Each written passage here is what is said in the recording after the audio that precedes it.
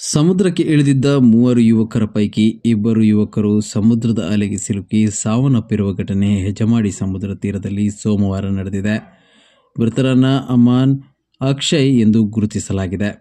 ಇಂದು ಮಧ್ಯಾಹ್ನದ ವೇಳೆಗೆ ಸಮುದ್ರದ ಅಲೆಗೆ ಸಿಲುಕಿ 3 ಯುವಕರು ಸಮುದ್ರ ಪಾಲಾಗಿದ್ದರು. ಕೂಡಲೇ ಅವರನ್ನು ಸ್ಥಳೀಯರು ಮೇಲಕ್ಕೆತ್ತಿ ಆಸ್ಪತ್ರೆಗೆ ದಾಖಲಿಸಲಾಯಿತಾದರೂ 2 ಯುವಕರು ಕೊನೆಯುಸಿರೆಳೆದಿದ್ದಾರೆ. ಇನ್ನೋರ್ವ ಪ್ರಾಣಾಪಾಯದಿಂದ ಪಾರಾಗಿದ್ದಾರೆ ಎನ್ನಲಾಗಿದೆ. ಇನ್ನು ಈ ಬಗ್ಗೆ ಪಡುಬಿದ್ರಿ ಪೊಲೀಸ್ ಠಾಣೆಯಲ್ಲಿ ಪ್ರಕರಣ ದಾಖಲಾಗಿದೆ.